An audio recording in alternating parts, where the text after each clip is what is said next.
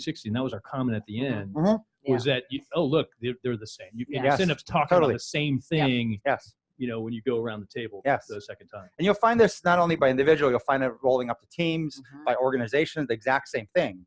And so, which is why even the strengths and weaknesses, the format of the worksheet splits the line down the middle, because as you write it, you'll start to see, right, how they match up. And the perfect team, literally my imbalance, you know, as in I play great forehand, but she plays great backhand, we make a great team. And yet, if we get too imbalanced, the overcompensation leads to the weakness of us, right? So there's a lot of those things that kind of matter. This diagram comes from several years ago. We shared this and I think it's a very helpful framework, just simply thinking about coaching versus now the self. Some people call it mentee, player, student, doesn't matter what language you use. And coaching can be leader, manager, and some people go nuts in the semantics. I'm like, I hope just directionally you get what we're trying to say. But this idea that, once again, you're leading your organization, and the tough part is you have to lead yourself to then lead the organization, versus you're leading yourself. And this notion of, I love this rule generally, this 51% versus 49%. Remember the Grand Canyon, the app theory versus application? In theory, we talk in binary terms, 100%, 0%.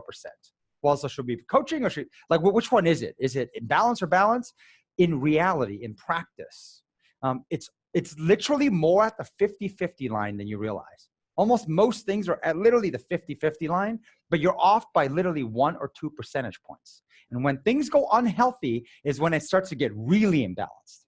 But recognizing we're almost always imbalanced. Never are we ever at really the 50-50 line, except for a minute second when you cross to now become 49, or from 49 to 51. 2 percentage points is the difference. But human beings, our subconscious, the majority, whatever that might be, drives our agenda. And that majority oftentimes in our subconscious and whatnot, but the 51%, which is majority, 51 or more, will drive our primary agenda of whatever we're going to do. And why I share this is this. Biggest mistake as a coach, we think that we're so good, right? Had so much success. In this relationship, I can control 51% as a coach. Now, we face this a lot with parents, right? I'm so good at parenting, I should be able to make this one work, right? And if you haven't realized that one doesn't work, then you think, okay, well, that's my children, that's why. But with people I have reporting to me, I'm in military, they have to follow my authority, right?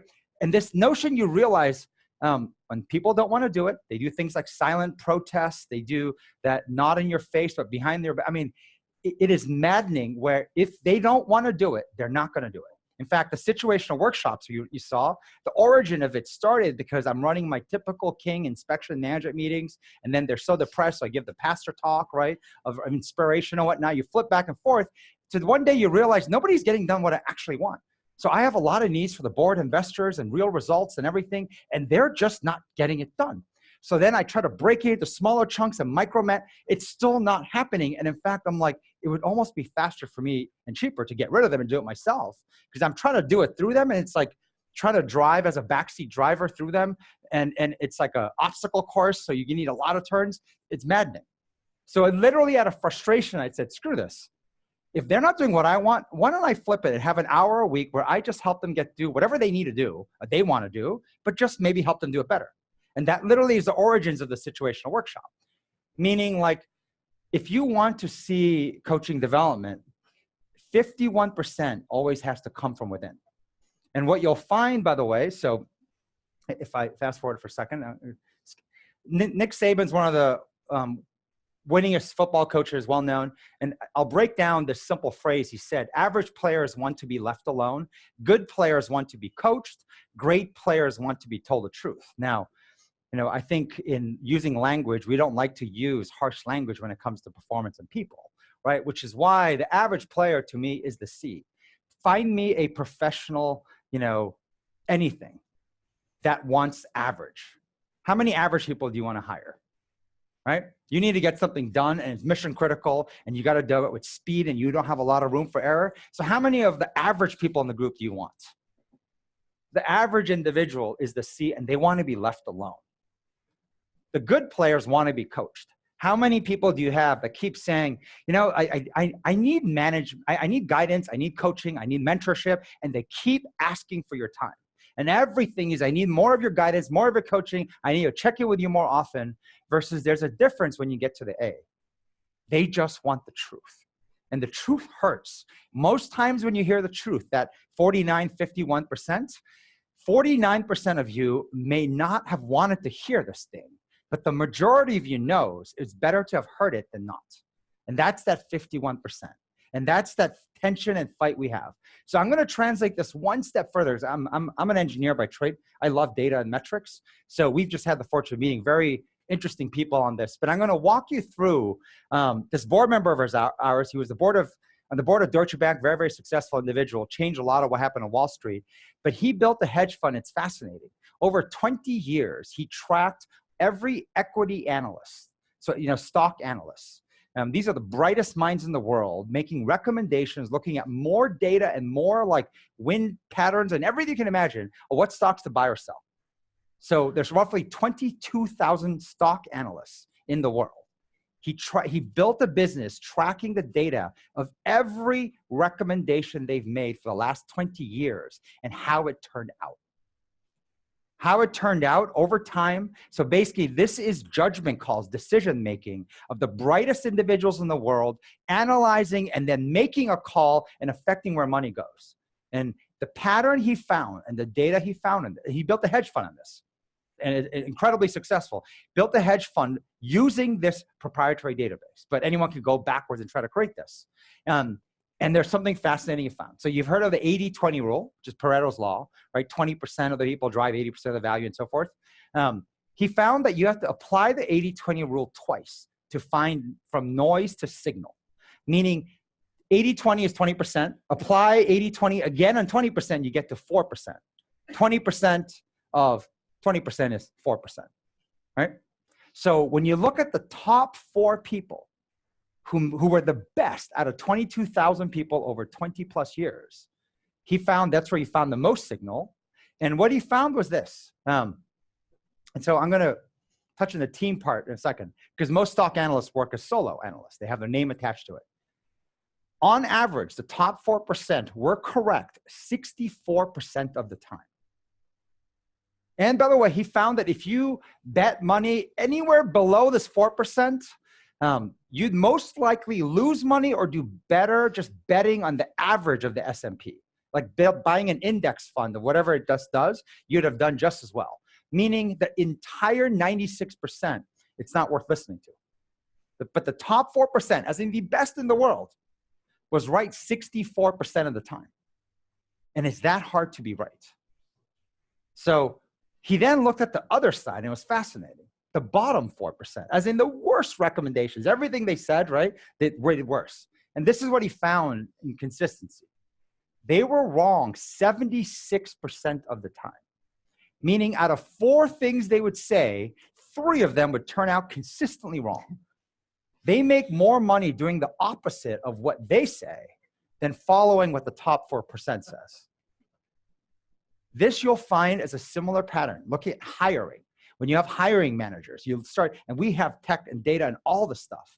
You start tracking who says hire, don't hire, and you see over time, this bottom 4% is actually more consistently wrong than the top 4% being consistently right.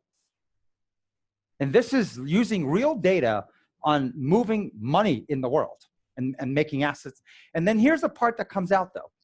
The bottom people, this thing, they're C's, right? So I'm going to use the word C player, C state, and it sounds awful, but let me try to help you get to that point. They want to be left alone. They don't want people to bother them, leave me alone, let me do my job. These people in the middle, if I got more guidance, more training, more this and that, I'd be better. To this group, they just want the truth, and they do not care how they get it. And that's a consistent theme, this A, B, and C's. And so this is the whole spectrum. This group, there are the idea of teaming, collaboration is almost non-existent, very difficult to work with as a team. This group, now here's the interesting part. If you're able to build teams, and this is that team unit of 2, you have the ability, and so it's fascinating with myself and Meghan, talk about editor and reporter, right? And they would say a typical leader has 100 decisions they have to make a day. You say, I don't get that many. No, you're not responding to that note is a decision, and people read signals in it. That your facial expression, your nod, the inquiry question you ask is a decision people will read into. You're making at least 100 calls a day. But they say that if you want to be an ACEO, you have room to make no more than 5 wrong calls consistently. And they say that if you get 15 wrong calls consistently, so you're a B CEO or a B leader, you should be fired from your post. The standards are so high in leadership that, and you're responsible for so much, that if you are making calls that make you a B leader, you should be fired from your post. And this is what happens. Board members, shareholders, everyone fires them. So what I found was this. Consistently, I can make 80 right calls consistently on my own. Meghan helps bring this last 15 plus. So by pure volume, I'm more valuable, right? I'm making more number of calls. Her 15 plus calls are the hardest ones I see. So when people say like, who has the more important role? I'm like, it depends how you look at it. If you want to be an A+ player or an A+ company team, you need both. And I'm not sure she needs my volume, but I need her quality, and the combined force is what's important. So, and teams show up here and teams do not show up here.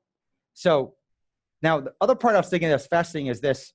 When you think, and this is going back to the idea of focusing here or there, or the C or the A's, when you think of individuals and the amount of literature out there, right? Don't focus on your weaknesses, focus on your strengths. Positivity, strength finder, right? Totally, I think we've all heard it to the point where like blue in the face. But look what happens when you focus on leadership and what the leadership focuses on. It's the total opposite. Despite, I think we know they drive the value and whatnot, if you actually audited your schedule, your calendar, your mind share, what's keeping you up at night, pulling your hair, and your calendar of meetings where you're doing the most amount of coaching, it's here. Your C individuals are taking the most mind share for you, the most actual time, and this group is getting the least. So it's the exact opposite of what you are trained to do as an individual. As a team leader, you start to do the total opposite. And you have to wonder, like, what the hell is that? I'll give you a quick story that helped show you the value of this. So public school principals, I think really one of the worst difficult jobs you can imagine. But their day is made up of a revolving door of people coming in to see them. Every C-type individual, problem students, problem teachers, problem faculty and staff, problem parents, and it's a revolving door of them coming in all day long. Right? Okay, all day long. And then at the end of the day, they will go, right, haggled and tired and whatnot, to their Top best teachers, the best, student, whatever. Hey, how are you doing? Anywhere I can help? And they'll say, principal, I got it. Don't worry about me. I got it. Please go home, take a break. They never put mind share here, and all of it goes here. And so we train them to flip their schedule deliberately. We told them from morning till 2 o'clock. Remember, every rule is built to have exceptions, right? But we said, generally speaking, do not put a C student, parent, teacher in there. I want you to deliberately meet with them. Teachers, students, faculty, even parents, deliberately schedule. And they'll say, no, I don't need help. I'm good. But apply your experience and mind share to hear out what they're doing, probe and be curious, and you will see that they're missing the gaps of ways they can improve. And then starting 2 o'clock, start scheduling time with these guys, wherever they are. There's something interesting that happens. Your best mental energy will go here. You will also be excited at the good things happening in your organization. And by the time you meet with them, your tolerance for badness shrinks so much. You'll be like, all right, okay, enough of that. Go try. You did the same thing last week. Versus when you flip the schedule, why do you feel that way again? I know last week we did that, but I want to understand. And you are like putting mental energy, and your energy is going into this thing that I showed you here. You are trying to be the 51% for someone who is not taking control of the majority. You are trying to drive that majority, and it's a maddening exercise. So that little flip, right? So now here's the imbalance we've gotten to, right, as a company. We got so focused on the right side, people felt like Well, the minute you even look like you're becoming a C, it's like getting what's that virus now? The Wuhan virus or SARS or whatnot, Ebola, right? The coronavirus. It literally feels like terminal illness. Oh my God, you're showing the first signs of terminal illness. Get them, and so what do people do? They start to fake it. Try to hide it. Right? This is the no LHF. Well, what do you mean I have a sniffle? No. It was because I was crying about something. Oh, no, I'm not limping. No, really. Like everyone starts to hide everything because they do not remotely want to show. And this is how accidents happen. That 7 things going wrong. And so this is something to think about. The other part is fasting. We spend a lot of time is this. It's fascinating. Every organization, I said, they're built and designed to produce average. And no, besides intramural sports, nobody wins shooting for average. Every course and everything literally is built right here.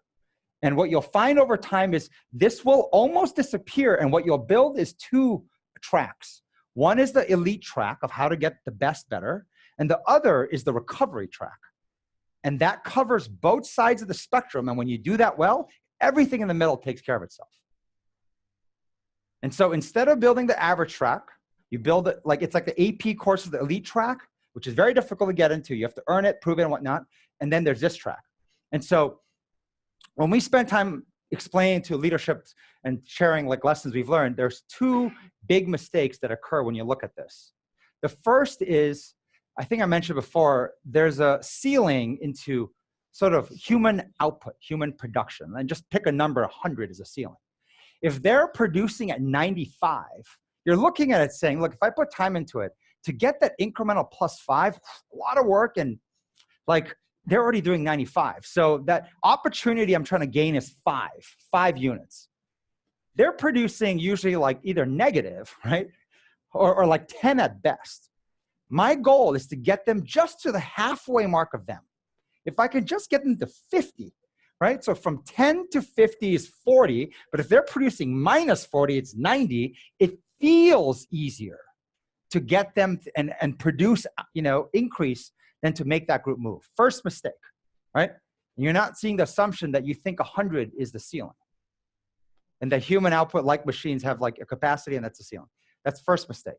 Second most common mistake that occurs is people go and say, I'm going to study this group. I'm going to look at what they're doing, every behavior. I mean, to the point where when do they come into work? What are their rituals? And I'm going to copy that like a copy machine and then share that downstream. And there's 2 things that are that's happening here they don't realize. One is they're running at level 10. They're running at level 10 and they got there some organic way, and applying level 10, right? It's like taking a kindergartner and saying, all right, I'm going to put you straight into college. Like they will fall flat on their face. They will reject it. It just won't work. And people will say it doesn't work. And it's not that it doesn't work. You forgot that you have to on-ramp them to level 10. What's level 1? Level 2 is what we call BIBS, brilliant in the basics and that foundation. The other part that's interesting is this. You will see them doing like 70 plus things. So seamlessly intertwined. It looks so overwhelming, but you'll try to do all 70. And they don't even recognize that in that 70, there was a sequence. John Randazzo talked about the 2%. There is program 1, program 2. There's a sequence of what is the most important foundational elements. And because we don't see that, we just look at them and try to photocopy it, and we fall on our face. So, questions so far? And I'm just kind of talking a lot, but so as much as I said this, I'm going to start by the thirsty part. As much as I want to take you through how to get the best better, right? Because you will find, by the way, you'll get higher return on making your best better. As in, you can get this group to perform as an organization. They're driving the performance of your entire enterprise. You can get this 4% group to produce for the enterprise a 5x and then a 10x. So not a percentage, but an integer multiple increase in production and output. Which like, so if Randazzo is saying I'm 85% man, I'm like, oh God, that's like nothing. When you can 5x the productivity, you can 10x, 85% is much more than he needs. You'll find most organizations, if you can get this group to produce more, you don't even need as many people as you think. So focus there first. But if you don't address this, it's that whole thing with, it feels like terminal illness.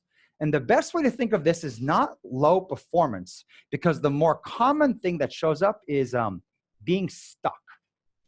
And this is a really important point. I wrote this down because we all get stuck.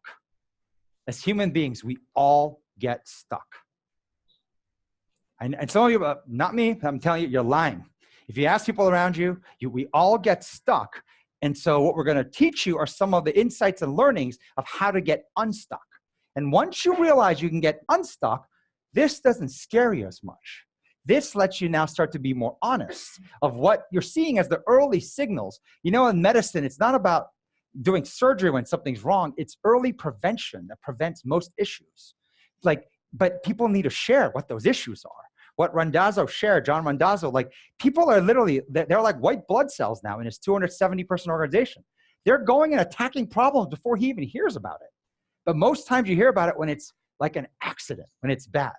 And so this team, they're important. So despite knowing in practice with our experience, you got to start here before you go here. I'm going to work the other way because I think you won't really listen to me unless I first help you figure this out. Because this is what we spend most of our time on. So just really quick on the C state when we're stuck. The best example of this, so Bob Keegan is one of the top authors who wrote The Everyone Culture, one of the best known child psychologists, but this is what research says. Consider for 1 minute that research shows the single biggest cause of burnout is not work overload. It's not the duty hours, it's not more hours. It's actually being in a work setting and being stuck, not growing. So the way I explain it is this is growth. Anything living, right? Day 1, day 90. This is being stuck.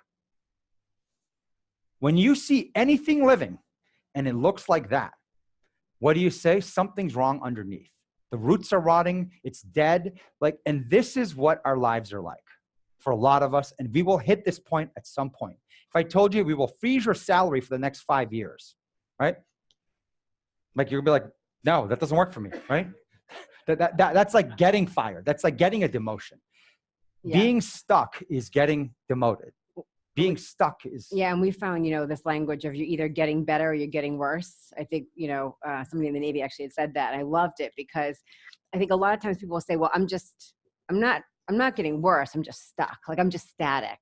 But the reality is when everybody else is moving forward and the world is moving forward and you haven't moved, you are going backwards, right? That's the notion of dying. When you're flat, like we always talk about in hospital, if you go in and you see the machine is flat, you're flatlining, you're dead. But it's really hard to admit that, right? I think that's the part we've come to realize is, nobody likes admitting they're getting worse. Even just that language is just too hard to accept. But the notion that you're stuck is much easier to accept. So what we found is our employees might say, I feel stuck right now. Or what do I do, with the people that I have on my team that are stuck? How do I help them get unstuck? So this language, I think, is just in general is accepted more. Yeah, you have a question? Go ahead. Yeah. Thought off my mind. Oh, wait, let me give you a microphone. Sorry, 1 second. Pass. Thank you. A quote I totally agree with this, but I also, this balance of a quote I once learned was a tree oft planted seldom flourishes.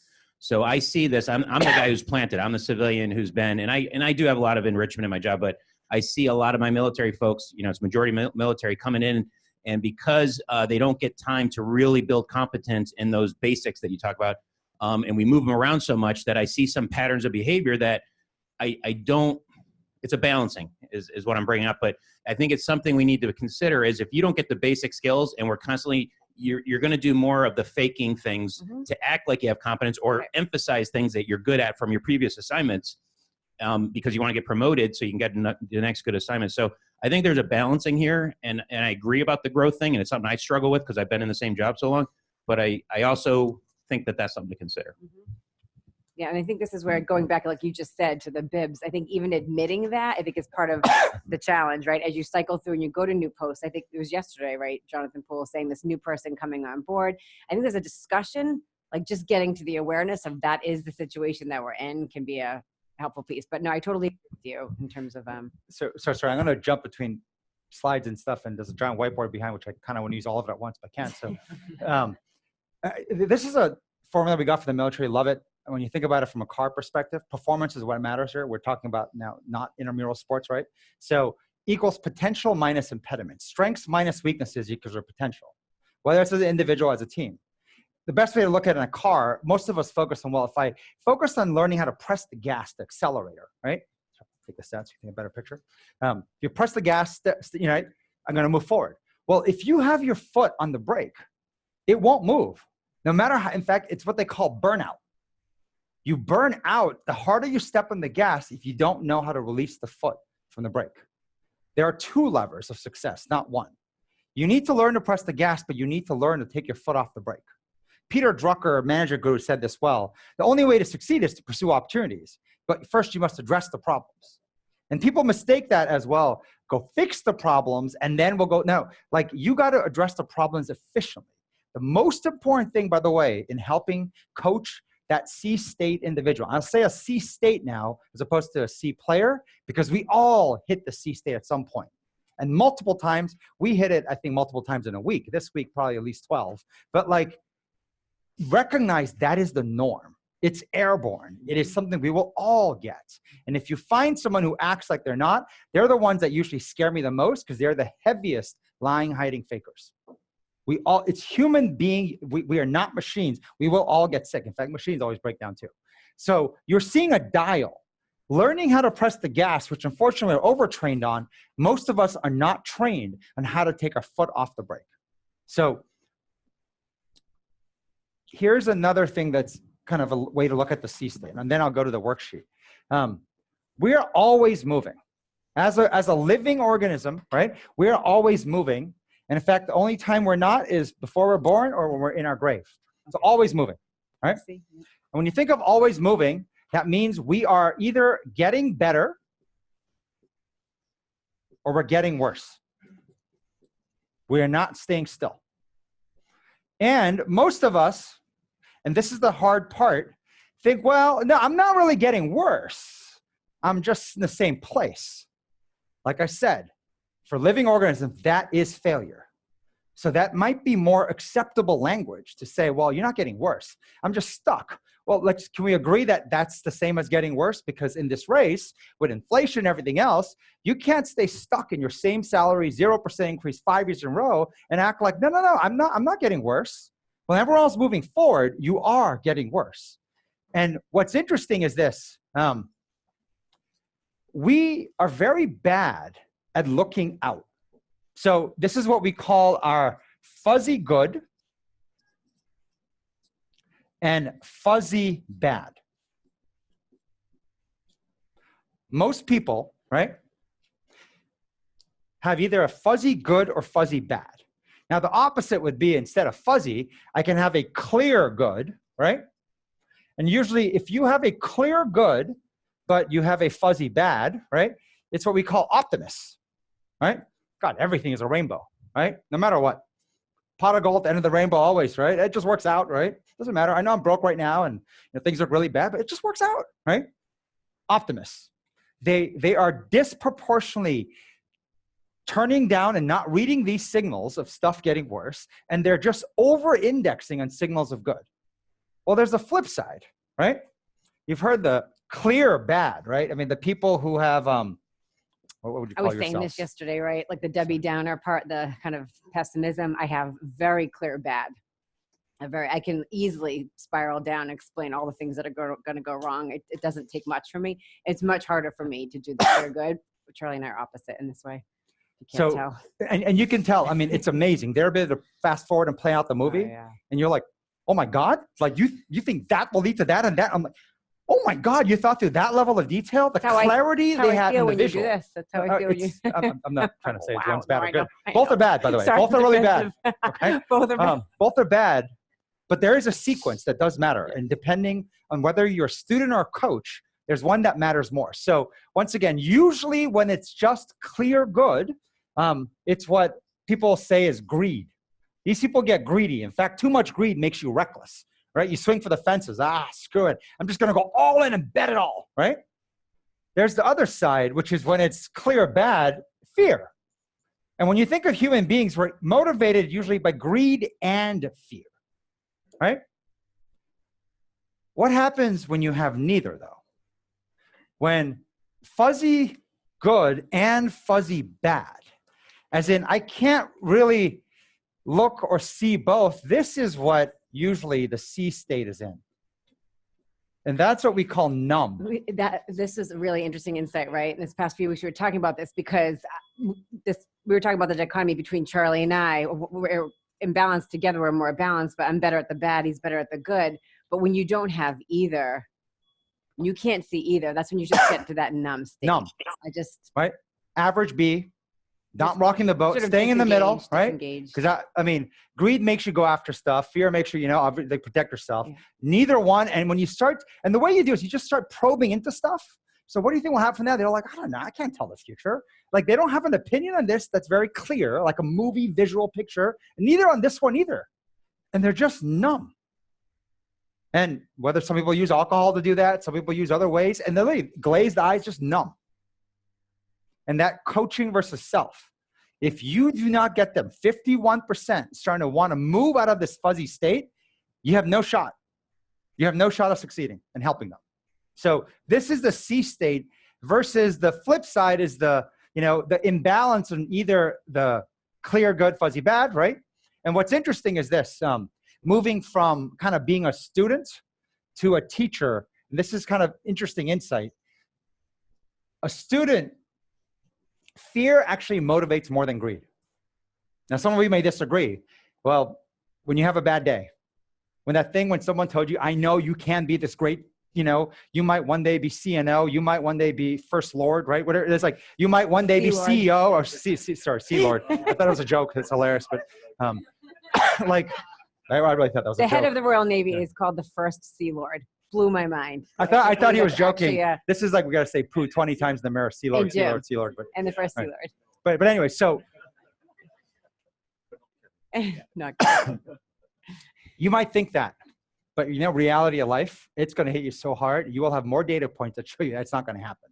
Greed, like your North Star for what you see being awesome, is usually the easiest before you start a job, before you get promoted, when you first get into command, before a business plan starts, writing the plan. I mean, literally the minute you start actually playing in the arena, even just one day, you will start to see it actually be more and more challenging to stick to belief that North Star is real. Greed will motivate for very little until you start. The minute you start, the other side hits. So recognizing that's going to be more difficult than you think. The fear side, on the other hand, data points will show up everywhere. Like if you think you're running a command or a team or a leader and things are going great, I'm telling you, you just don't know. You just don't know what they're saying about you, what's really happening. And if you had the ability to really hear, you will be horrified at the stuff they're saying about you and the company. And literally you'll be thinking, I do not know how this place stays in place. And we aren't having a Me Too movement everywhere and falling apart system-wise, hacked. I mean, it is scary as hell when you start to see how many things are going wrong and how many viruses are hitting you in every which way, physically and, digitally and whatnot. And yet fear, the need to survive, protect yourself, is actually a bigger motivator and in fact is an incredible motivator for a student. If they are willing to accept that's true though. As in they got to move from fuzzy into having it be clear.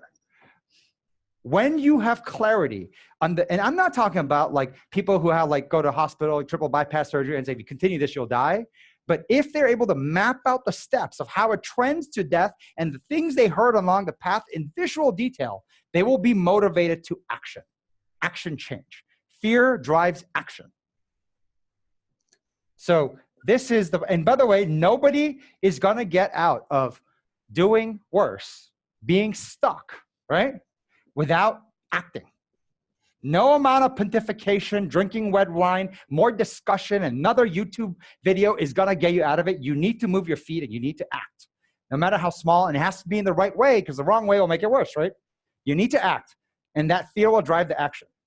But so for another workshop, which we'll run a different time, which we need 8 hours for, the coaching coaches, you will see this matters because if you yourself are not good at knowing what success looks like for yourself, that's the better me, it is near impossible for you to see how somebody else can succeed.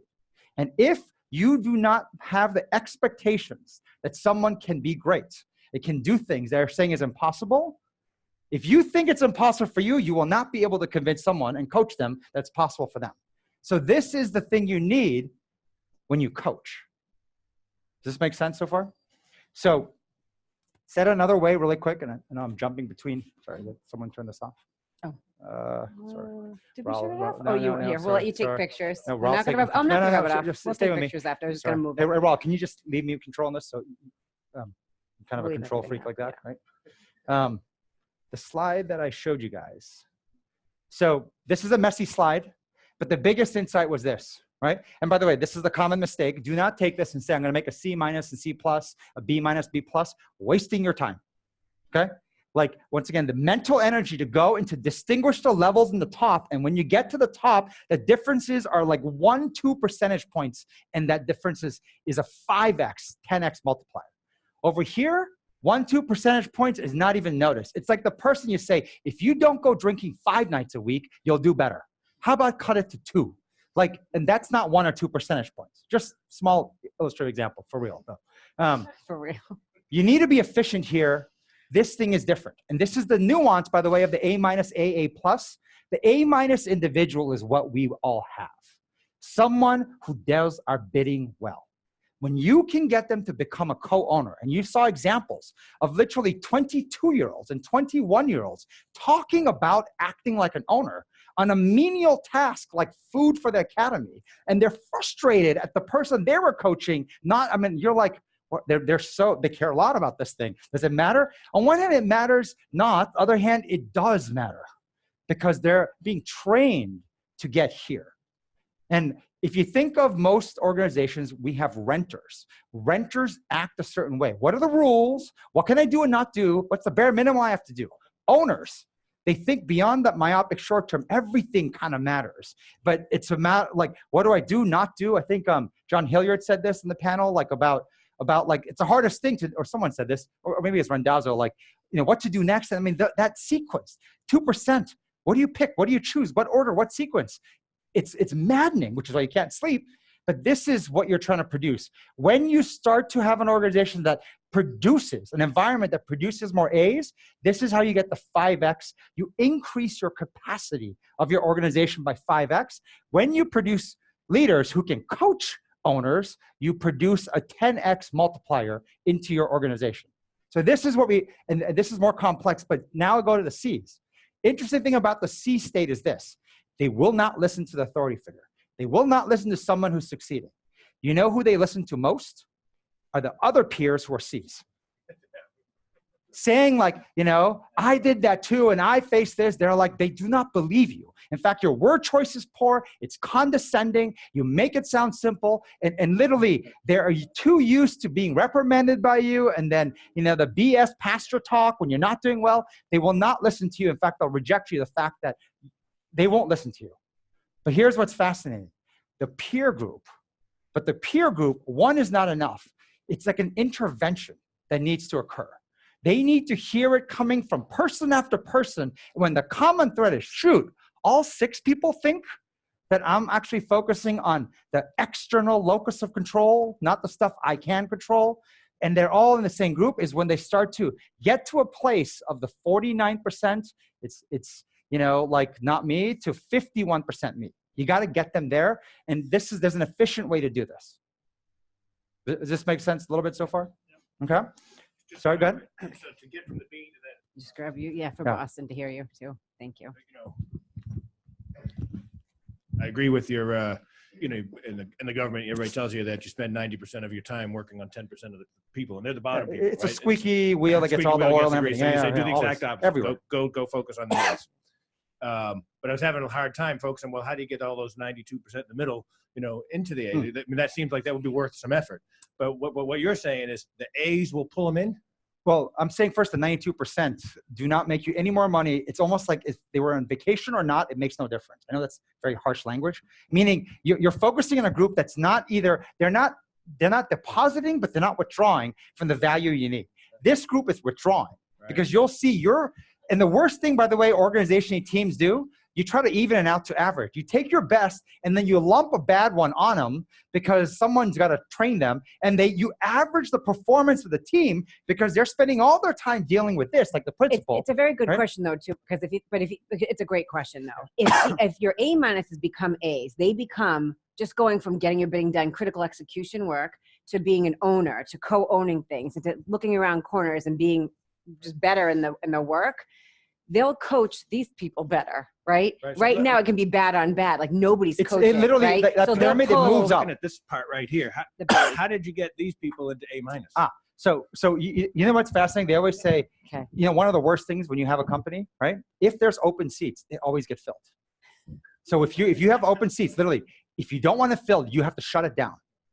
If there's an empty desk, you will hire someone and fill it.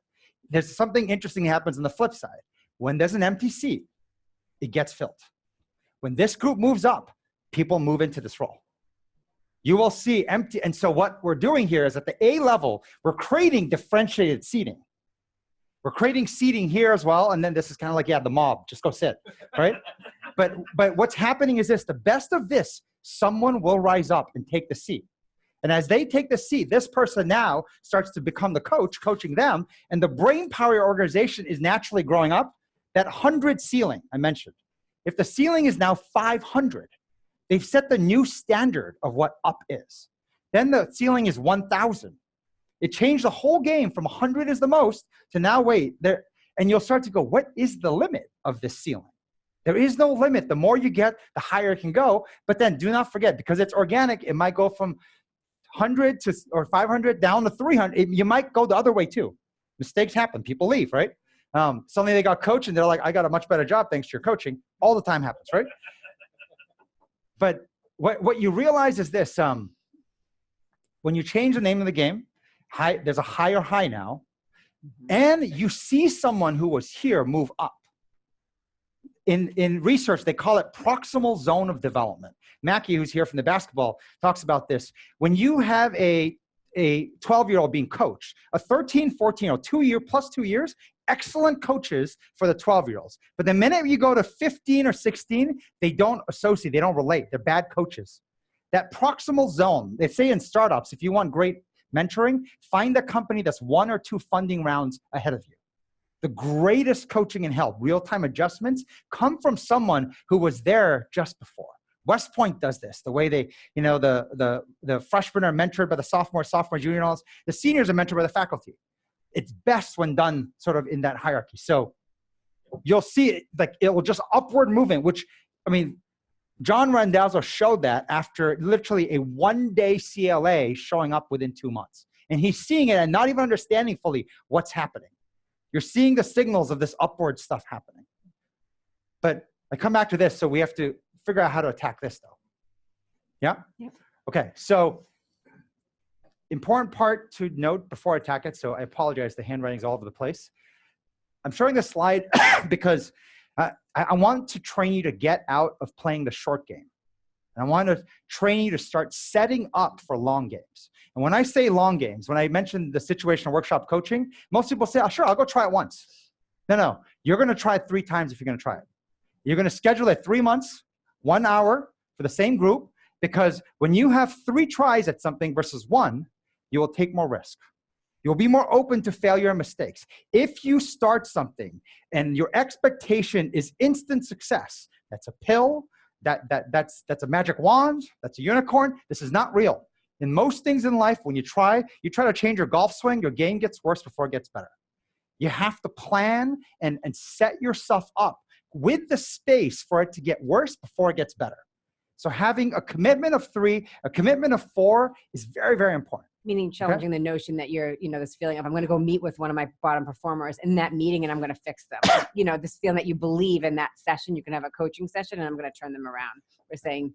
So remember I mentioned before, setup. Setup is you're in your control. I want you to think about an on-ramp, right? And the on-ramp is going to take more than 1 try, right? And the on-ramp, you want to commit to 3, commit to 4. So in this case of the C state, we're going to commit to coaching them as a team. It literally, we spend time working with people who are in AA, and it's fascinating the stuff they're able to figure out. Just if you ever get a chance to go sit in, you'll learn insights on how to coach better and manage this group. These are people who kind of fell off And it's fascinating. The reason why people drink is actually more counterintuitive than you think. It's because they believe nobody needs them. It's a sense of non-worth to other team members. I am the opposite of a teammate. The opposite of teaming is why people turn to alcohol.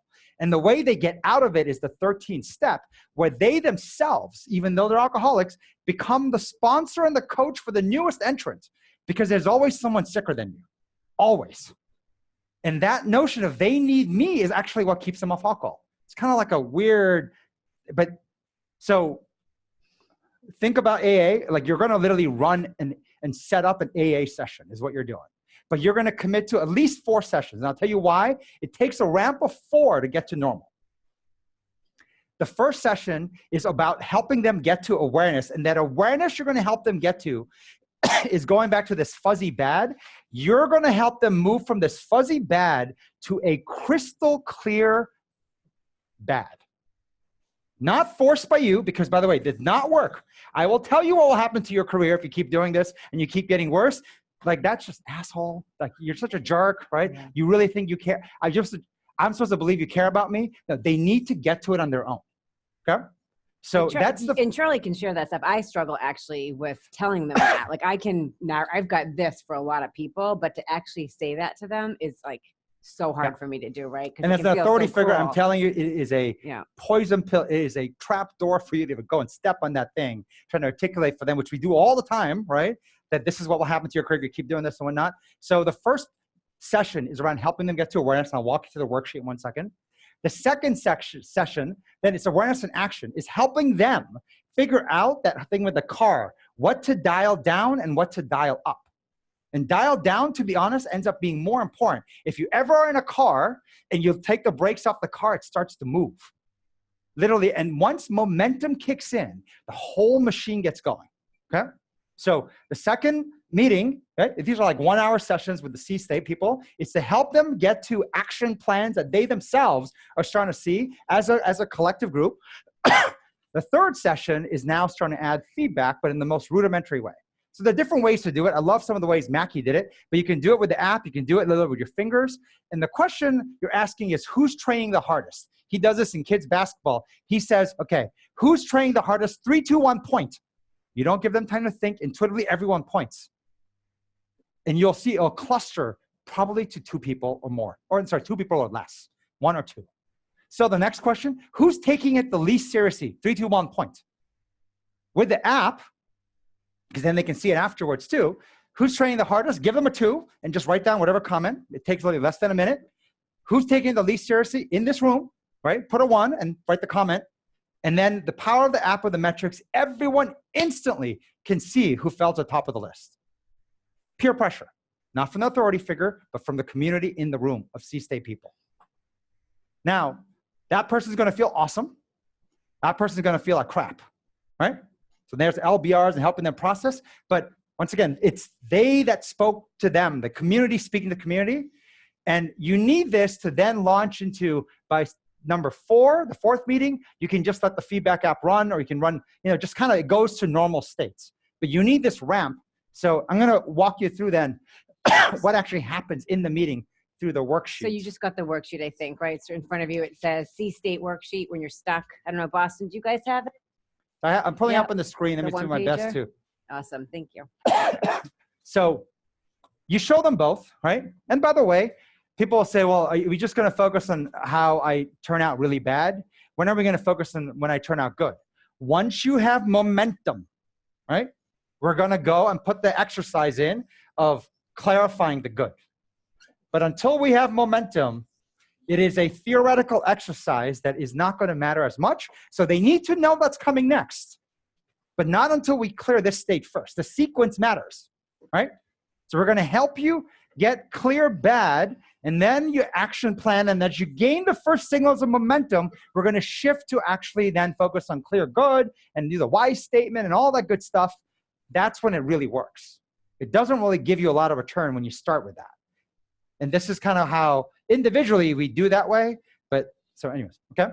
So first part of the exercise, you're showing them awareness and action plan. You can show them both, but saying, you know what? So I'm going to put the good on the back burner. I'm going to put the action plan on the back burner. So I'm going to zone in your attention to part 1. which is saying, okay, so this is what it says in the C state worksheet. When you are stuck, it's the key. So no one wants to say I'm getting worse, but people will say, no, I'm stuck. I feel stuck, right? A lot of civilians, I feel stuck, right? All that good stuff. Not good, but for this exercise, imagine getting worse and worse. Just a theoretical exercise, but in your number one job, the job that matters most to you, right? I think it's going to be the mission work, revenue work, but some people say, no, it's about being a parent. Okay, fine. Just imagine what area it is you pick, and you might have to guide them a little bit over time, but you'll see number one job. And for the next 6 to 12 months, you're getting worse and worse, 3 to 5 years, 10 plus years getting worse and worse. And assume this trend continues. What do you really not want to happen?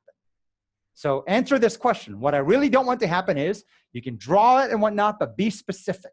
Play out what happens. And then to add a little extra firepower to the question, how will getting worse impact the people around you? My colleagues, my spouse, my children, my friends. Like, how will this coming true, whatever you draw, right? And so instead of doing the pre-homework, literally like that 1 hour, you're doing the exercise, and then within that 1 hour, you're trying to share. Who wants to volunteer to share? Now, once again, as a coach, you have the power of taking the least authentic person and having them go first. Usually, they might volunteer, or you're like, okay, I'm going to start with you, all right, randomly, because I think, and I'm not telling them because I think they're more authentic. You take a shot, because once authenticity shows up, it's infectious. Once lying, hiding, faking shows up, that's infectious. So those little things matter, right? And you will make mistakes, but it's okay. You have them do this, right? First exercise. Second time you meet, right? This could be a week later. People still now, it's like an AA. So you're meeting saying, oh my God, in the last week, it's a worksheet, ongoing. It's a jump start. They're like, I was thinking about this, and I had more color here. And some people might share since the last meeting, more pictures, more color here, more specifics. And right now, once again, that's just this is a continual journey, but you're jump starting it with this 1 hour. Then you're going into this, and you're going to the action plan.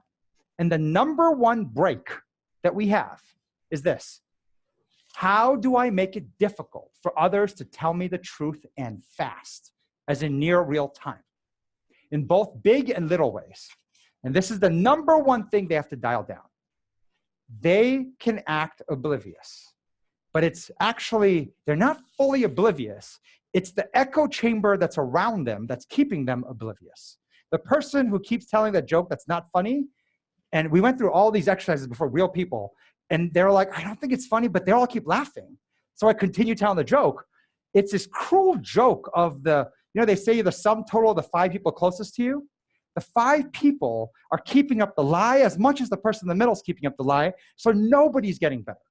The story, I have time here, but was this guy, Peter Gorman, who we sometimes bring him to our academies. He wanted to come this time, but he invented the heart rate monitor for Polotech, self-made billionaire. But it's fascinating kind of what he shared. He has gotten 2 people, the short end is this, who were paralyzed neck down. After 6 years of medical rehab, were told you can never walk again in your life. And built this machine. So we run another academy helping use this machine and whatnot. This is Peter Gorman here. And he built this machine which shows you the way how balanced you should be when walking, that the naked eye cannot see. And this blue strip is 2 technologies, the lens of the Hubble telescope, so you can look 1 billion light years away, plus lasers from ski racing, but measuring your physical gait walking. 6 years rehab, 2 different people, different injuries, told never walk again. In 90 days, he got both of them walking. One's running marathons now, right?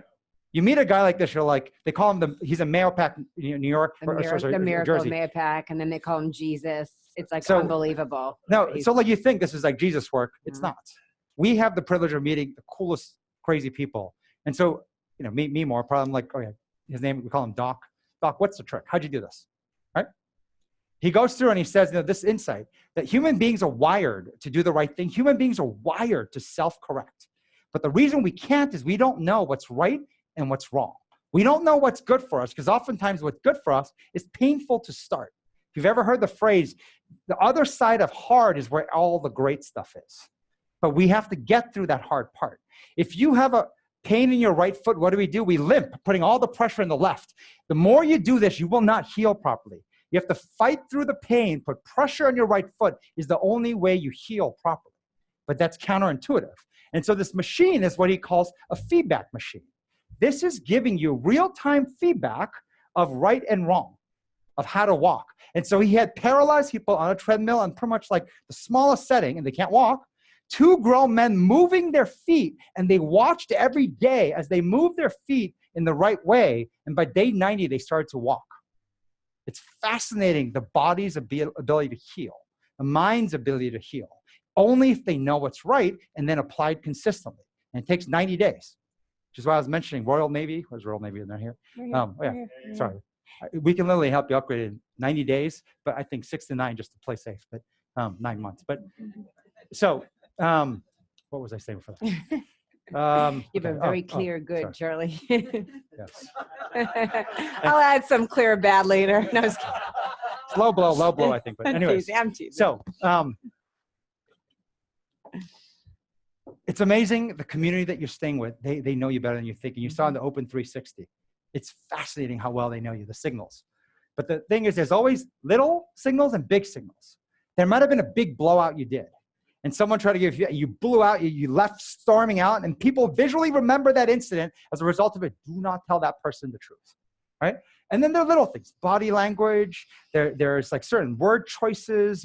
There's so many ways you can actually act without even recognizing that you're basically saying, don't tell me the truth. You need them to first start the exercise of figuring it out. So 1 hour, you're trying to literally figure this out. And then how can I actively seek out feedback? Honestly, this matters so much less. This is what's important. Take your foot off the brake, and the minute the truth is able to start coming through, you will see they will start to fix. Now, some people will not be able to take it. They will quit. That will happen. We find out of 10 people, you'll see 20% will leave, 20% eventually will upgrade, and the rest are stuck in the middle. The new crop shows up. There's always, because it's always moving, there's always someone training to be a C, just like there's always someone training to be that A- if you empty that C. It's always moving. So this truth is what you're trying to get to.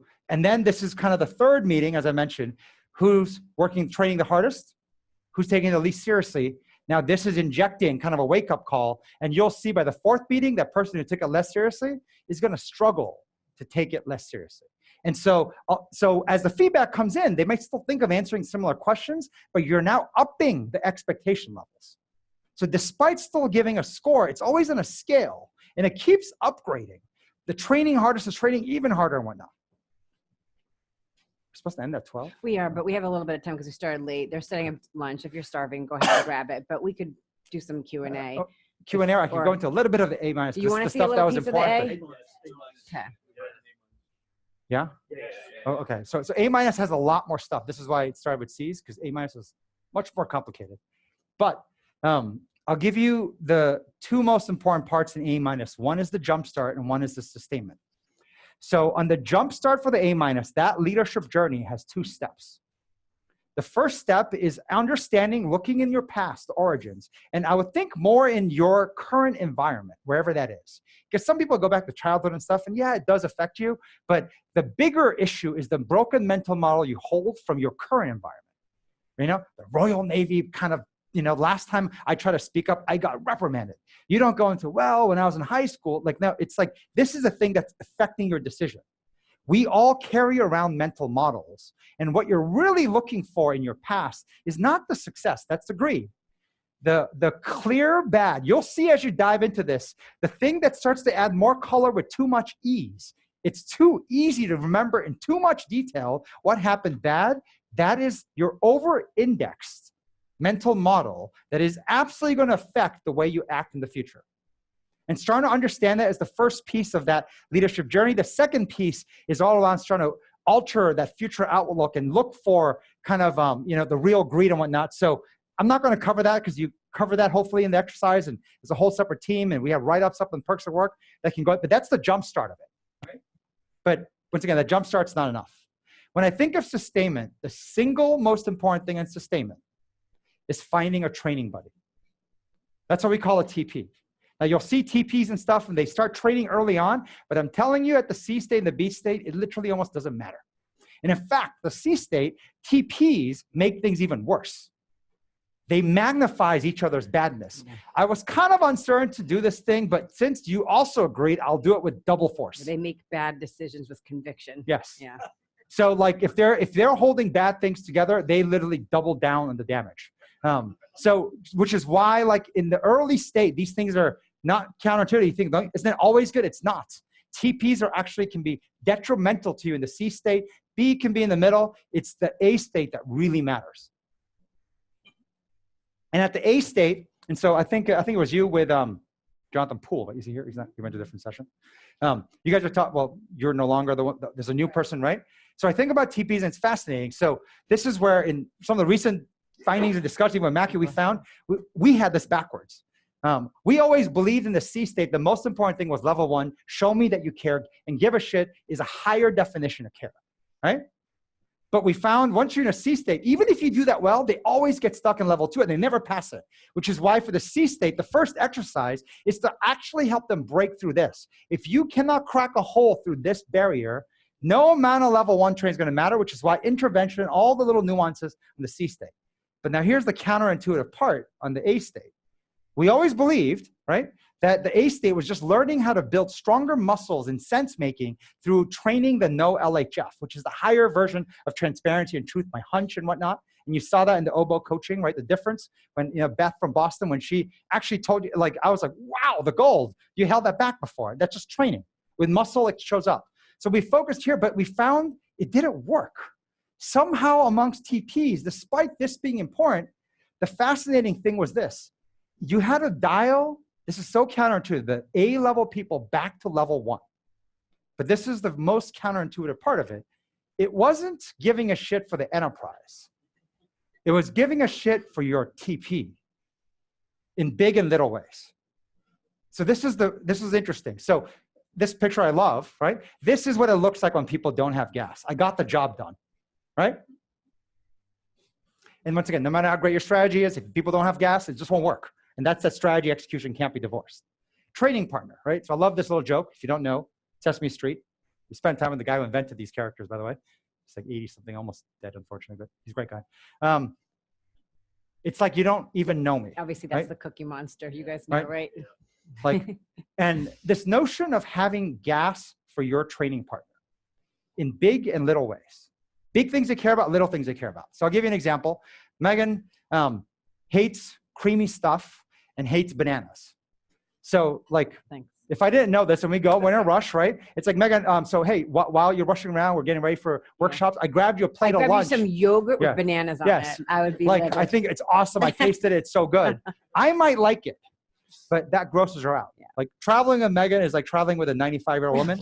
She gets nauseous all the time. I have a bag of Twizzlers and ginger Never be juice. a pilot. Sorry, like, It's bad. I'm not being vulnerable for her. It's a very monkey thing to do. I'll get you back somehow. We still have the rest of the day. But it matters I know that. Yeah. Because if I don't, I can do the thing that makes it worse. And it is maddening. Because when you ask them, do you care about your training partner? Everyone says yes. Do you really give a shit? And let's audit it. So here's the exercise we have them do. So if I don't know what this character is called, but so who's this character? I don't Does anyone know. I don't know. Okay. The wife of Cookie Monster. Who's? Mrs. Cookie Monster. Okay. So Mrs. Cookie Monster, right? And Mr. Cookie Monster. So both of them go through an exercise writing the big things that are important to them and all the little things that are important to them, right? But they also write for Mrs. Cookie Monster writes what for Mr. Cookie Monster, the big things and little things. They both do the same exercise and then you compare notes. And you start to realize how little you actually know about each other. How much I thought you love like bananas, right? And she's like, are you kidding me? You haven't been paying attention. The team does not build when literally your training partner doesn't really give a shit about you. And that shows up not in your language and not whatever, but on the little actions. And the big things matter too, but usually it's the little ones, which is why usually the worksheets, we have the little ways and then you can write the big ways. And when you are able to build that muscle where level 1, as training partners, you give a shit about each other and it's clear and they know, it builds what they call psychological safety. When you have psychological safety, level 2 shows up much easier than when you don't. And when level 2 shows up, your sense-making muscles start to explode. When your sense-making muscles explode, your independent point of views of direction you take explode. Then you can actually more readily invite critical feedback and discuss it. You get to better decision-making. So that is the one takeaway of the A minus. So until these guys come, I'll give you a little bit more. And I don't know if anyone has any questions, please interrupt, because the A minus stuff has a lot. But if I had to take one thing away, that is probably the single most important thing. People say, if you could start over again, what would you do? I would have invested and found a TP sooner. If you ever run a marathon, what's the first thing that's most important? Find a running buddy. If you want to accomplish something big, which is what usually careers are, right? Unless you're 75, then it doesn't matter as much. But if you want to accomplish something big, find and invest in a training partner. And it starts with giving a shit about them in little and big ways. Charlie, can I interrupt? Yeah, Go please. ahead. Yesterday during Obo, you mentioned a once a week frequency for my situation anyways would be too much, because we can get into a situation of micromanaging, and I heard you mention several times this block that the frequency should be once a week. So, and maybe there are different situations, but could you kind of clarify between frequency, like Yes. what would be the difference between once a week and going to once a month, or So this is a good question on the A Yes. training, because a system that we're doing now. So we have 6 A's right now that we would quantify in this season, if you will. We have 6 trending A minuses that we're working to get. By the way, I love what Meghan said, this season. This Awesome. season. We're in the Right. season. These are the Right. 6. So we've scheduled, and you're right, Paul, once a week we're meeting with this group. But we are having them, we're running it as a coaching, it's a 2-hour coaching session. So just so you know, the second hour is more of a coaching. We'll be talking about not necessarily just theory, but we're giving them the latest thinking that we have in coaching. But the first hour is set up where we're getting a business update from the TP teams, one of them. So for example, Tom and Greg will present, and the other 4 observing. They're watching us coach Tom and Greg, the other 4. This is the notion of the indirect, Mackie, we were talking about the indirect learning, the Yep. indirect learning. So they're not everybody in the meeting is responsible for speaking up and adding value. They just get to sit and observe. They're observing Charlie and I coaching 2 A's. Then the following week, we're coaching another set of A's. And then the following week, another set of A's. So every, it's a weekly schedule, but you're in the meeting, but you're not presenting. We're not coaching you in the work every week. We're coaching you really every 3 weeks. It's Am I doing Paul, this right? right? No, Yeah, that's Paul. right. No, that's, Yeah. I'll give you another way to look at it. This diagram here, on the top right, the A's, they want the truth, and they want the truth as fast and as real time as possible. Yeah. On the other side, once again, not worth yelling at, they want to be left alone. And so this is kind of the situational differences based on who it is. And remember that top 4% is going to drive the increased capacity. In your case, if it's readiness, they will make you more ready than anybody else in the most innovative ways and fix problems that seemed impossible. They will show you what possible looks like. And there's no such thing as impossible. Like, that's the difference. And so that group, it's almost like I want to maximize my ability to not only send information to them, in-person, email, text. Speed matters in that. So we use the word informating. It's mating people with information. I want pipes and plumbing that makes it as real time as possible in the littlest ways. So I don't need to sit with them once a year or once a week to give them what I see. I am telling them literally in near real time. Whichever way, whether it's in person, email, text, I don't care what mechanism, just fast. This other side, remember, they don't want to hear from you, right? Which is why you're structuring it into different program, getting the intervention with peers and whatnot. So once again, situationally, and so I started by saying SS, segment, and then sequence. The beginning, why segment is you have to figure out where everyone falls. Like, you have a chessboard, and most people start with all pawns because you came from the king world, one king and all pawns, and that's the chess game you're playing. Yet the reality is that it's not when you look closer. You have rooks and knights, and people are moving up and down, right? So you need to understand that, and once you figure that out, creates a segmentation. Watch the danger of wanting to go for that average. You're obsessed about the B's in the middle because it's the biggest mob, right? So, but Paul, I don't know if that answers more too. What I heard was like that that notion of a dial, that dial matters. If they want the truth in their A's, then the frequency can be a little higher. If they're C's and they're going to feel like I'm yelling at them, then that's when you said kind of the weekly. But you have to be careful in terms of when you say they want the truth. Proof shows up in what happens after you give them the truth and what they do or don't do. With the follow-up. When most people do no change, nothing, you're wasting your breath. But the people who are soaked up as a sponge, even if they don't like it, they're following up. And you can tell when someone asks a follow-up question, whether they actually like it or don't, right? You can tell the silent protest language, right? Sorry. Was a silent protest yesterday language, right? Perhaps, sort of. Like, you can tell, literally, Yeah. it shows up. It just shows up over time. So Charlie, is that really indicative that the grouping is incorrect? I mean, we had the little discussion yesterday, but is it because he's got a C with A's potentially, and that's the wrong dynamic? Because you just explained it. Hey, you're grouping A's 'Cause to these get are them our together. And these are our direct reports. Right. Like these training sessions for our A's is a direct report session that we have up. Generally for the SWs, we're not coaching our directs, which was a piece that we had talked about for Paul. Right. But yes, you can find that. But can I add to that? Like, it's interesting. So it's almost like before you open your gym and training sessions and classes are run, you might be unfairly grouping them, because some people go from out of shape to in shape really fast. Others kind of are exactly they don't improve. And so sometimes you're always, it's like a scientific theory. You have a hypothesis and you group instantly, right? They actually say women decide in 2 minutes or less for human beings, judgment, labeling. Men take 30 seconds or less. So we're like a little too much more judgmental, I guess, but either 2 minutes or 30 seconds is still too fast. So you need to recognize that's how fast we judge human beings, no matter who it is, right? This is data from interviews. Like, it's kind of crazy. Higher or not higher in 2 minutes or less, 30 seconds or less for men.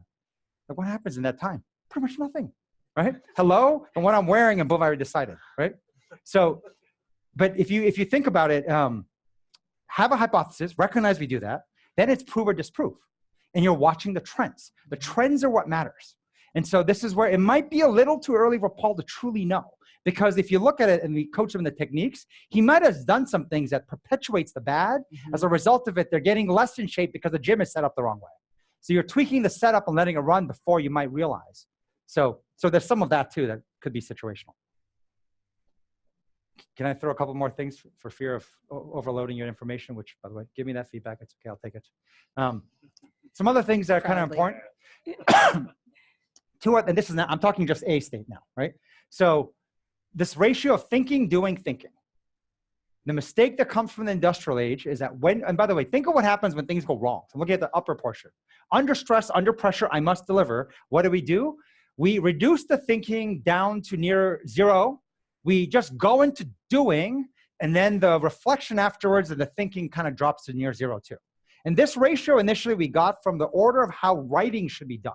Business writing courses teach you to write this way. 40% is the outline, the planning, 20% is the rapid free writing, and then there's the editing and whatnot, 40%. We found something very similar. This is not good, by the way, for the C state. If you do this in the C state, they do nothing. You have to flip it. They actually need 80% doing. Less creative, more tactical. Thinking equates to creative stuff, the stuff that's ambiguous. So you need to maximize in this A state their thinking time, their brain power, working as a team, but then oscillating into rapid doing and then thinking. And so it's kind of an interval, right? It's like interval training, but the heavy weighting is on the thinking side. And so, and remember, there are windows, of course, that everything is skewed depending. I mean, you may have to do more today, right? Like we are doing more today than thinking, but Wednesday we got more thinking time. But over time, and especially when you look at 90 days, it should show up like this for someone in A state. Now, as a leader at the bottom is a slightly different formula. The engage, develop, and innovate. I mentioned this in the beginning. It's a formula, actually, engage plus develop equals innovate. This idea that if you know how to press the right process levers, we get too outcome focused. It's like watching the toaster and thinking if you stare at it closer, turns out better. If you stare at the numbers better, cut it another way, look at the metrics, and one more other thing, it will change. No, it won't. That's that notion of the more you weigh yourself on the scale, no change, right? Like, it's not going to make a difference. Then you have another biometric to measure how healthy you are, no change. You have to actually do the process to have the outcome change. And so knowing this will show up, the thing we found was this. A state teams, that top 4%, when they're in the flow, you will find that they will spend majority of their time, 60%. And so we call this the My Dev Gym. There's an entire thing, which I don't think we taught in this academy, of how to develop My Development Gym. It's like having your own nutrition plan, your own training program, many modules to pick from and changing in dials and intensity, but they are training 60% of the time. 90-day window, you look at it, 60% of them, they're training, and those who are training get in the flow. When they're in the flow, innovation is what they end up just doing. But here's what happens for them. The A state people have teams of people, right? They have subordinates. The C's driving them crazy. just crippling them and whatnot. You have people, but the biggest challenge is this: disengaged team drives you crazy. Whenever I present here and someone starts falling asleep or is disengaged, it's crazy. There's like 30 people paying attention, one isn't, but I'm honing on the one that it's like the cost of disengagement is massive, right? And you have to train yourself to be disciplined in this. But the notion of we're running king and pasture-like meetings, and so having a team that is not engaged is literally like having no team. And you're wasting your breath and whatnot. So what John Randazzo isn't picking up the nuance that happens. We helped him jumpstart engagement in his 270-person command. And you're seeing now, they're like alive. Sensors are going off. People are like literally white blood cells, fixing problems, going after stuff, self-forming groups, right? But if he doesn't shift them into a development plan, this will not be enough to show results. And one of the things that, he answered that question, I don't have metrics. My bosses and stuff want metrics. There's a key to metrics. We talk about adult metrics and baby metrics. Okay? Adult metrics are the metrics we're used to. You can count it, quantify it. It shows up in lagging results, the number of right decisions, the stats of readiness, and all that stuff. But the precursor to adult metrics are what we call baby metrics. Baby metrics are more visceral in nature. The best thing is to look at thumbs up, thumbs down. You heard what I heard on the video. On a baby metrics version, this guy has visceral thumbs up, stuff that literally commands cannot dream of getting to fast enough. And it showed up literally in 24 hours, and it's still showing up 60 days later. But the baby metrics must translate into adult, otherwise it's not going to matter. But the first signals always show up viscerally. When an engineer builds a product and they release it, the first signals I look for is the user reaction of, oh my God, wow, I can't live without this. How many people said that? It's only 2. But that's the metric you want. Because if you put it out there and they say, it's not bad, guess what? You have no shot of getting to success. If you can't clear the baby metrics, you have no shot of getting to adult metrics. Once you figure out the visceral thumbs up baby metrics, now I want to scale that. Those 2 visceral wows, how do I get 100, 1,000, 10,000? Because if I can scale that, it's worth it. Scaling mediocrity is not worth the effort. You will just spend money and you will lose, right? And there are people, if you think that that's the game, I'm telling you right now, like I always said, if you're a disruptor or being disrupted, if you're not sure, I'll tell you which category you're in. You are being disrupted. Those who are in the flow and they're winning, they know it. Like they're literally, the hair tips are on fire tingling. So can I give you something that I just was cycling through? It's something I feel that's very important. And I haven't talked to Shirley about this, but it's something we've been talking about for a long time, but not related to the A in this coaching session, but I think it's really important. Something that we do is built into our setup, our system, our weekly battle rhythm is how we use Monday. So I'm giving something a little bit tactical because I was just thinking about the C worksheet.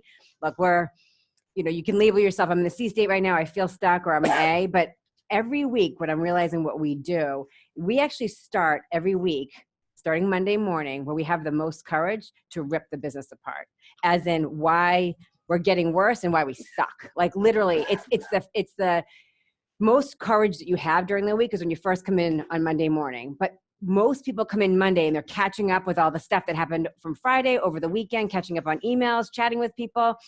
They're at their desk. They're just kind of, we purposely come in and we don't touch that stuff. I mean, we will look at it, get a sense, orient a little bit, but it's very deliberate between when we get in Monday morning in our all hands staff meeting at 12:30, we don't meet with other people. We don't set up no external meetings.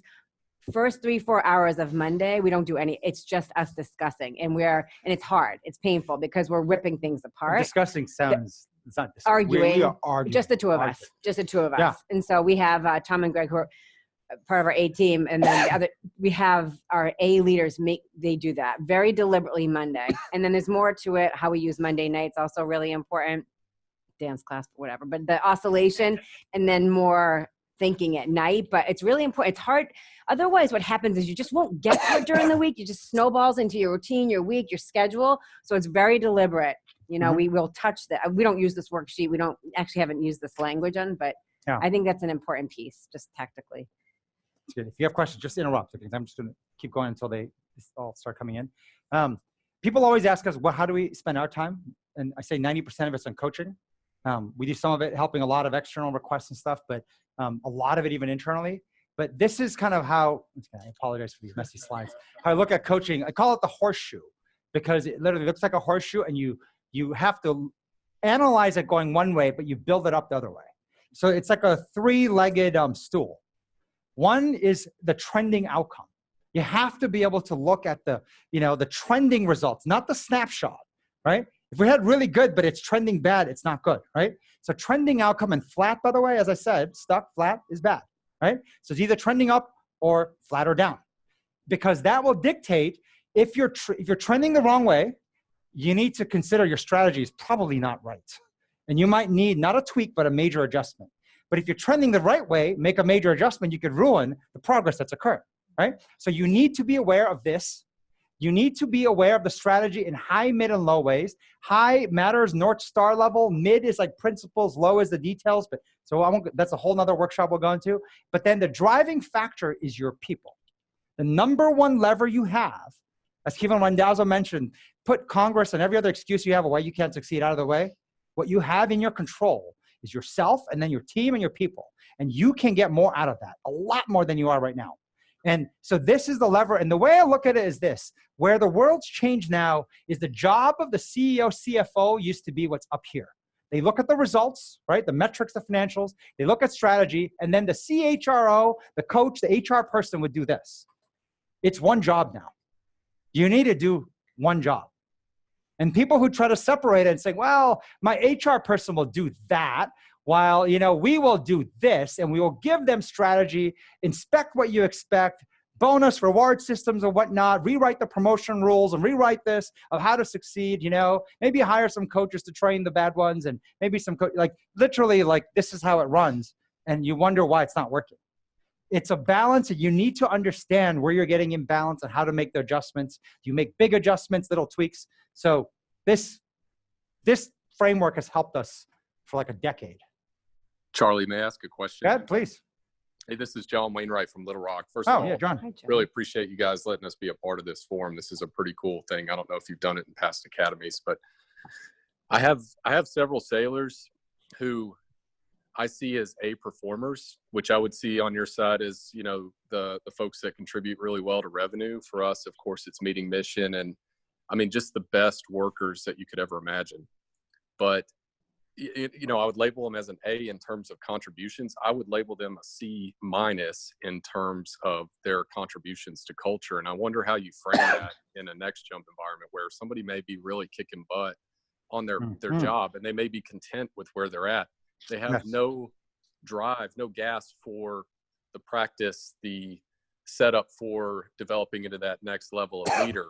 But I almost find myself feeling guilty about faulting them for not wanting that in themselves when they're contributing so much. No, excellent question. There's slides I kind of want to put in here, but left out, but I wish I did now, but different story. But a couple of things. One is, so you said A, and this is the part, I don't know if you can see the slide, but redefine the A to an A-. And I know it sounds very much like an A. I used to try to argue my dad that I got an A-. He's like, it's not good enough, right? He said he was nearly good is what he would always say.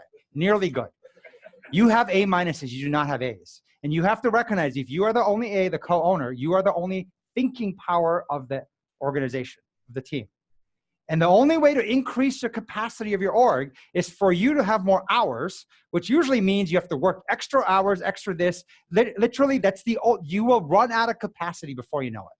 The only way to materially increase the capacity of your organization is to get more brain power. And so even the way you define, they get what you want done. And they do some thinking, by the way, on the fringes. But you need someone who does the majority of the thinking. And so I'm mentioning this because this is where the other stuff comes. And I mentioned this whole thing about training, the 20-60-20, right? So we have a diagram, so I'll just kind of let you try to visually see it. It had on the left side, it was who, on the right side is jobs, right?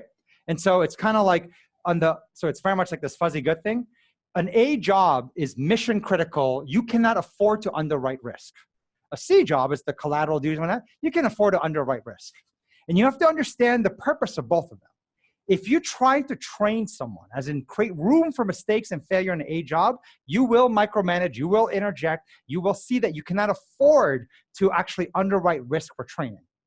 A C job, though, a great coach can take anything and make it a training ground. Great football players, when it starts raining and snowing, they start salivating, saying, oh my God, it's gonna be a great training day. Bad one says, I don't know, this is kind of a rough day. Let's wait till it's sunny before we train. You can literally take anything and train them.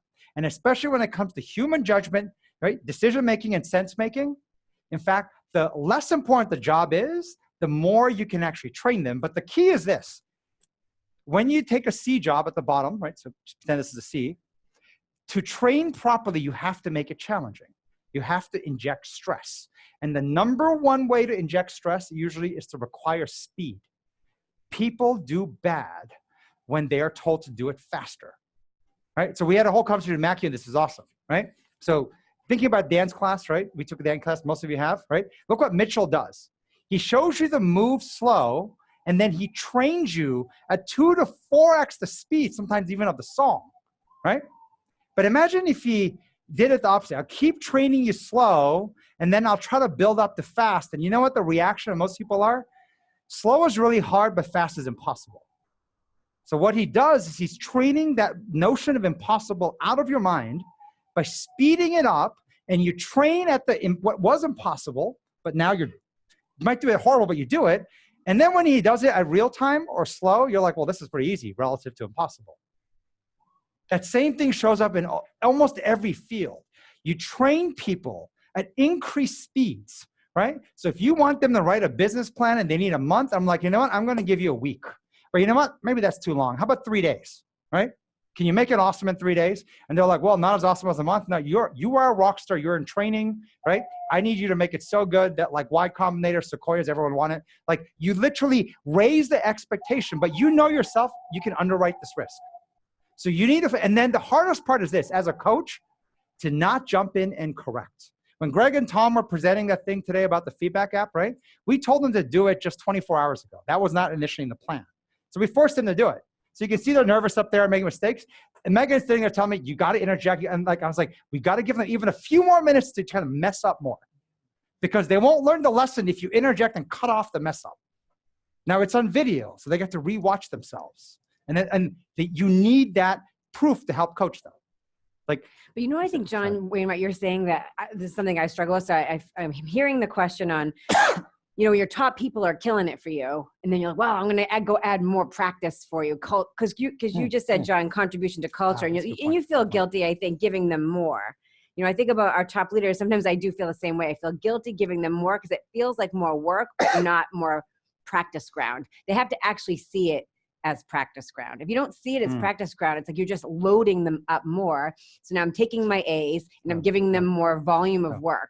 I love what she's saying. So what I think what we end up doing though, is I was thinking about this, is we end up trying to bend it, which I know you're going to say is coddling, which I don't fully, I'm not sure.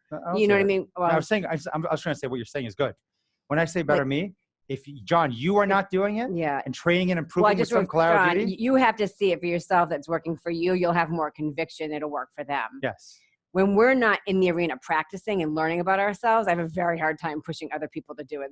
We have collateral duties. We push ourselves and reach to turn impossible possible. Yeah. And then we see the nuances. We can explain the connection to business. If you cannot do it, you are what we call an armchair professor, right? I'm saying this so that hopefully you don't want to be one, right? Armchair professors are the worst, right? I'm sure they have places that's good, but I was thinking one of the best collateral duties, if you can bend it, would be teaching, right? Because one of the best ways the A's get better is teaching what they know. So for instance, Shalon and Nyan, two of the engineers who came up, they're going to do a workshop later on analytics. They're two of our top engineers. The culture contribution, right? The contribution to culture that we're using to help train them is the elite skills training in engineering. There's always a cry for more elite training, right? Coding skills, technical skills. And for them to use that as practice ground, we're training them on that. But it'll clearly add value to the organization, but we're considering it culture contribution, but they have to teach.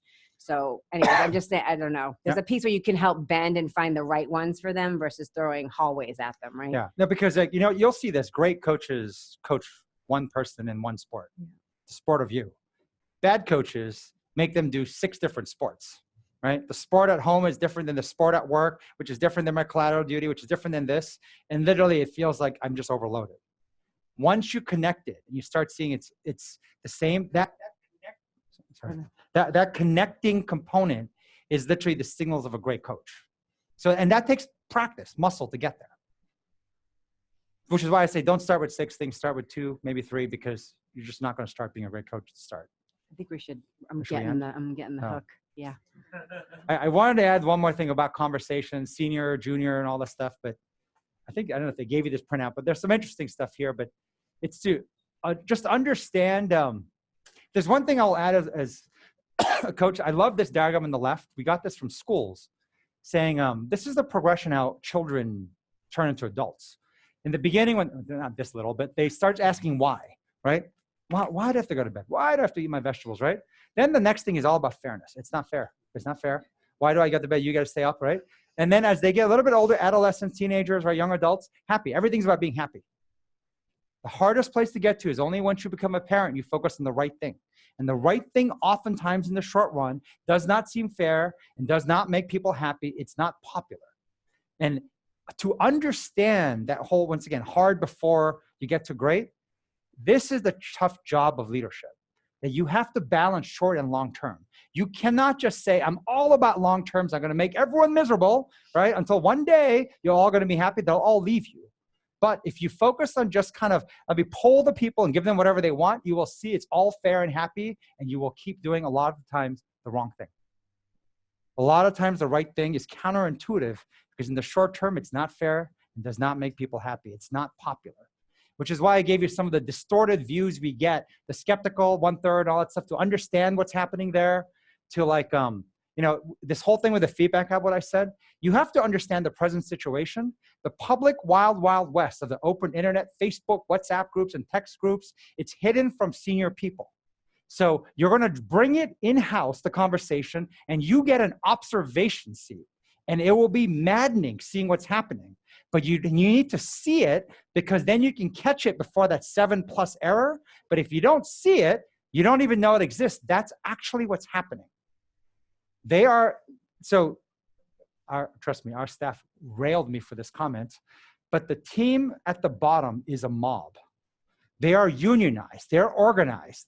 They are so damn organized. They poll each other. I mean, the information is traveling at literally light speed. It's the information age, and this group knows how to play that game together as a group. It's the senior group that doesn't. They wait for the memo, the meeting, whatnot, and they don't talk to each other. And what's happening is you have the organized mob coming with the vote of the mob, presenting data to the senior group, pressuring the senior person that the mob and the union wants this. If not, we may all quit. And you feel literally hostage to that. And they're coming with the popularity votes. I think maybe they talk about mental toughness, right? As the vice chief, we talked a lot about this notion of dealing sort of like the resiliency needed. If you go back to I was thinking about the 4 conversations, right? Because the senior team is reeling from the mob, bringing them information faster than anybody, especially on the negative. We should be doing, and then you get the senior leader who's like, what are you talking about? And now in person, you're trying to, well, what do we do about that? I'll get back to you on that. You don't get back to them on that. You're thinking, I didn't even know about that, and you can't say you didn't know about that, because how could you not know about that? This is important to us, don't you know? And so the resiliency training for the senior leaders has been one of the biggest challenges, even for us in our organization, to not fold to the mob so quickly, right? But the fact that you need information as fast as they're bringing information to each other, we're just moving slower, right? Yes. So to create a communication for one way metric-wise that I define resiliency and leadership is this upper right box. Once you start to recognize when you hear bad news, and you can start to feel the differences in this, right? Because when you're not resilient, usually the thing that happens, you get startled. Startled is an overreaction. Mm-hmm. And overreactions, when you have a lot of power, leads to very bad 2nd, 3rd, 4th order consequences. Mm-hmm. And so when you are starting to understand the dynamics of your team and what's really happening, and if what voice you're hearing or what voice you're not hearing, you will build resiliency. You will be able to hear bad news and hear bad things and recognize, okay, that's not everybody. That is not, and the decision-making process will become more solid. All right, I think we've got to give you some time for lunch. All right. Sorry, Wentz. Yeah, thank you.